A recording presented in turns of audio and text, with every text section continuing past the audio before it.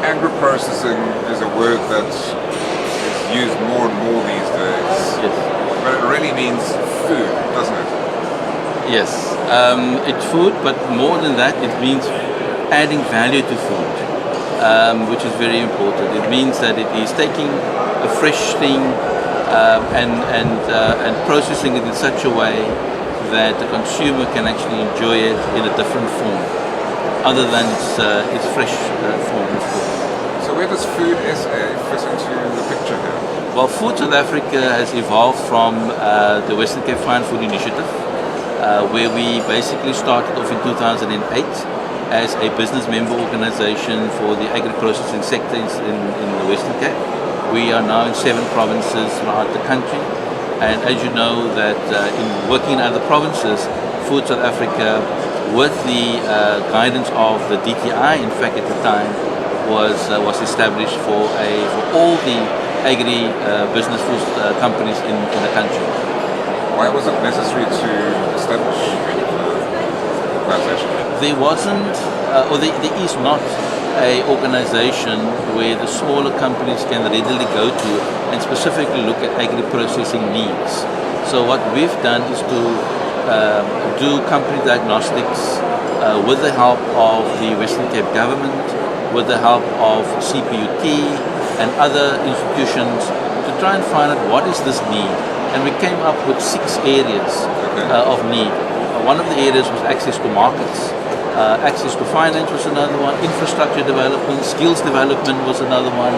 And so we looked at all of these things and said, who can actually provide this service? And nobody could. So we established this in 2008 with 27 companies in the Western Cape, and we've grown this now nationally to over 760 companies, which are all members of Food South Africa.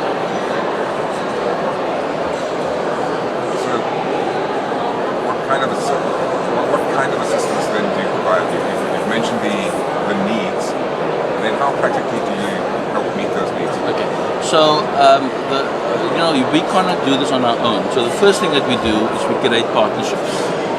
We create partnerships along the entire value chain, whether it's supply chain companies, logistics companies, whether it is capacity building, training and development companies, universities, trade promotion agencies, the national government, municipalities.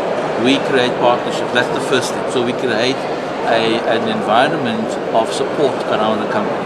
The second thing that we do is we provide services. These are business advisory services, because on our board and in our team, we sit with over 130 years worth of experience in agriculture and agri-processing, and we unleash this for the benefit of the company.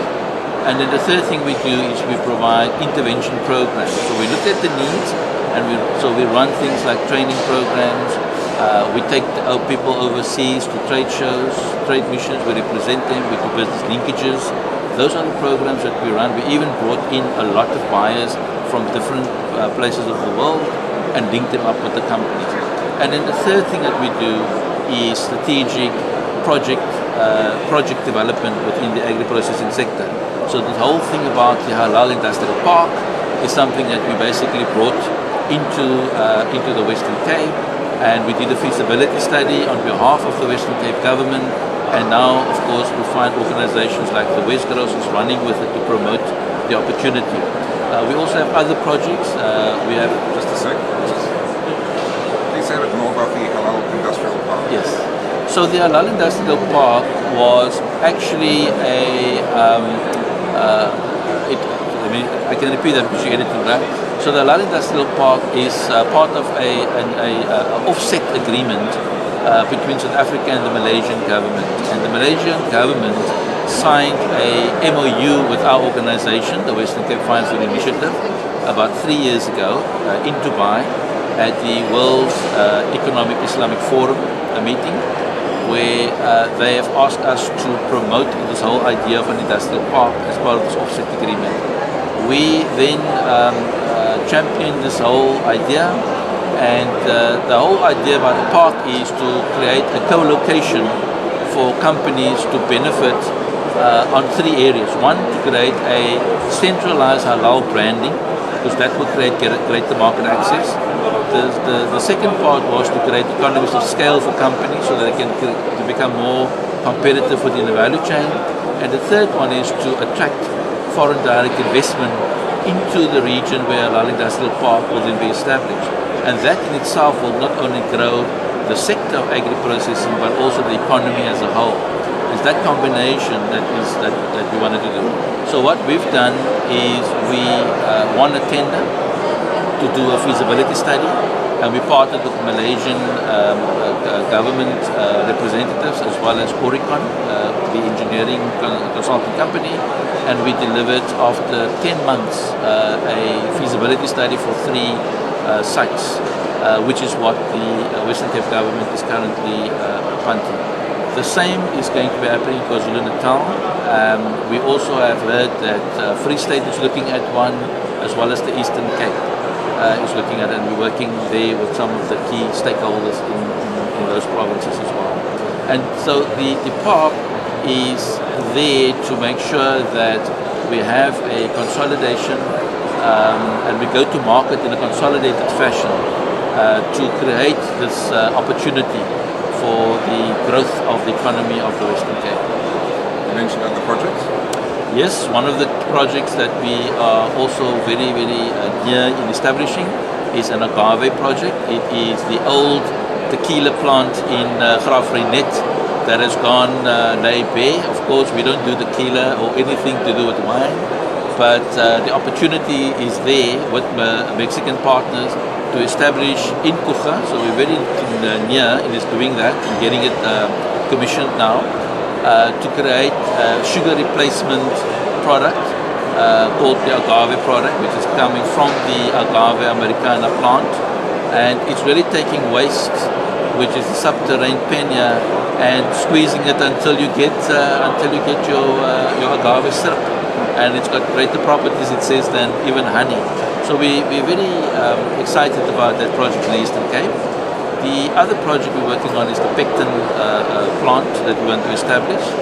Pectin is a natural biopolymer which is extracted from the waste of fruit peels, especially your citrus. It gives you the greatest yield. And at the moment, all these peels are going for animal feed.